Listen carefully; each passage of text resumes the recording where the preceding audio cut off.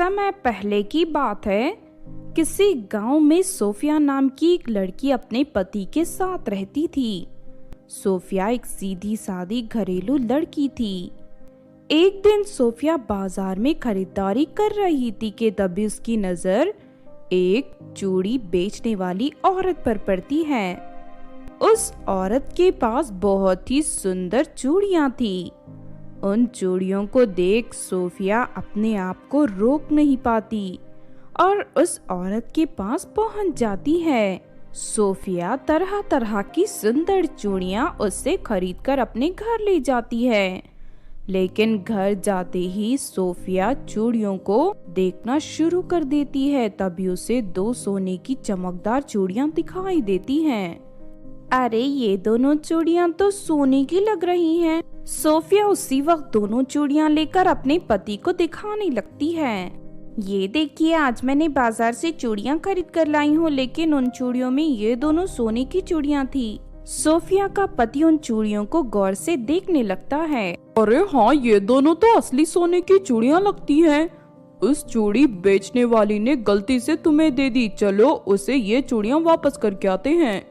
उसके बाद दोनों पति पत्नी बाजार में जाके चूड़ी बेचने वाली औरत को ढूंढने लगते हैं। लेकिन काफी देर खोज करने के बाद भी उस औरत का कहीं पता नहीं चलता। उसके बाद दोनों परेशान होकर अपने घर लौट जाते हैं।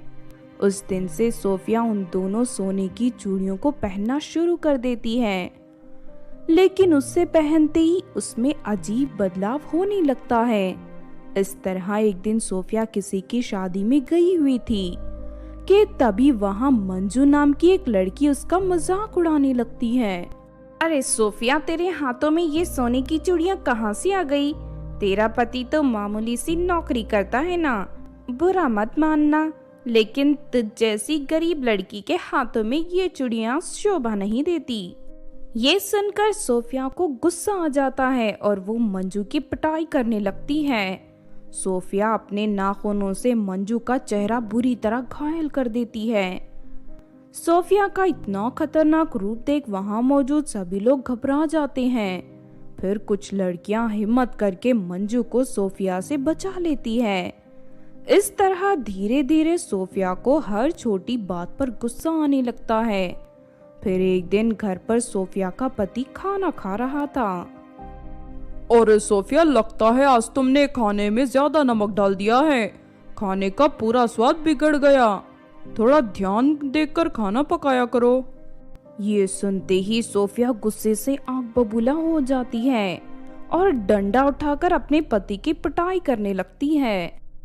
मेरे खाने में नुक्स निकालने की तुम्हारी हिम्मत कैसे हुई? आज मैं तुम्हें नहीं छोड़ूंगी।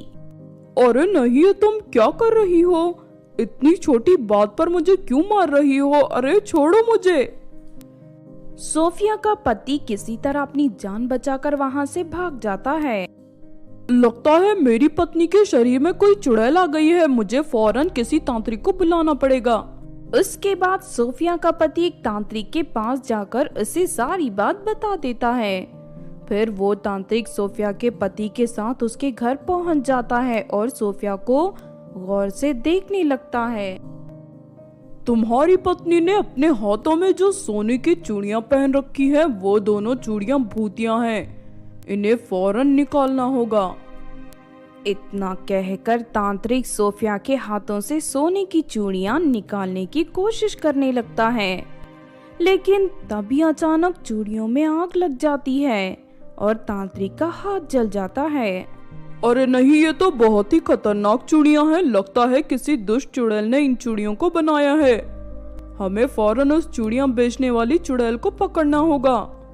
इसके बाद तांत्रिक और सोफिया का पति पूरे शहर में चूड़ी बेचने वाली चुड़ैल की खोज करने लगते हैं। सारा दिन भटकने के बाद आखिरकार चूड़ियां बेचते हुए एक औरत दिखाई देती है। फिर तांत्रिक अपनी आंखें बंद करके मंत्र पढ़ने लगता है।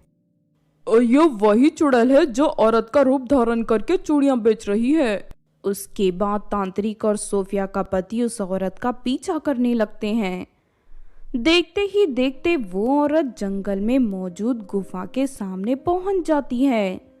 गुफा के अंदर दाखिल होते ही वो औरत एक चुड़ैल के रूप में बदल जाती है। शहर की बहुत सारी लड़कियों ने मेरी चूड़ियां पहन ली हैं और धीरे धीरे वो सभी चुड़ैल बनती जा रही हैं। कुछ ही दिनों में वो सारी लड़कियां चुड़ैल बन जाएंगी। इस तरह मैं शहर की सभी लड़कियों को चुड़ैल बना दूंगी। अरे नहीं, इस चुड़ैल के इरादे तो बहुत ही खतरनाक है, हमें किसी भी तरह से खत्म करना होगा। तो तुम चिंता मत करो, मेरे पास इसका उपाय है। इतना कहकर तांत्रिक अपनी थैली से सफेद रंग की मिट्टी निकालकर गुफा के सामने रख के मंत्र पढ़ना शुरू कर देता है। उसके बाद उस मिट्टी से बड़े बड़े आग के गोले बाहर निकलकर गुफा के अंदर जाने लगते हैं। ये देख चुड़ैल घबरा जाती है। अरे नहीं, लगता है किसी तांत्रिक ने यहाँ हमला कर दिया है, मुझे फौरन यहाँ से भागना होगा। चुड़ैल गुफा से बाहर निकलने की कोशिश करने लगती है, लेकिन आग के गोले उसे चारों तरफ से घेर लेते हैं। तूने बहुत सारी मासूम लड़कियों की जिंदगी बर्बाद की है, चल मरने के लिए तैयार हो जा। उसके बाद वो सभी आग के गोले एक साथ चुड़ैल के शरीर में वार कर देते हैं। अरे नहीं नहीं, मुझे माफ कर दो, अरे कोई मुझे बचाओ। देखते ही देखते चुड़ैल के शरीर में आग लग जाती है और वो जलकर पूरी तरह राख के ढेर में बदल जाती है। इस तरह उस दुष्ट चुड़ैल का अंत हो जाता है। दूसरी तरफ सोफिया के साथ साथ जिन लड़कियों ने चुड़ैल के भूतिया चूड़ियां खरीदी थी, वो सभी चूड़ियां अपने आप गायब हो जाती हैं। इस तरह सभी लड़कियां फिर से पहले की तरह साधारण रूप में बदल जाती हैं। तो आपने देखा दोस्तों भूतिया दो चूड़ियों की कहानी। इस कहानी से हमें ये सीख मिलती है कि दूसरों का बुरा करने वाले लोगों के साथ कभी अच्छा नहीं होता। एक ना एक दिन उन्हें उनके किए की सजा जरूर मिलती है। अगर ये कहानी आपको अच्छी लगी हो तो जरूर लाइक करें और हमारे चैनल छोटू टीवी को सब्सक्राइब भी कर लें। और हाँ दोस्तों, हमें कमेंट करके जरूर बताना कि आपको कहानी कैसी लगी।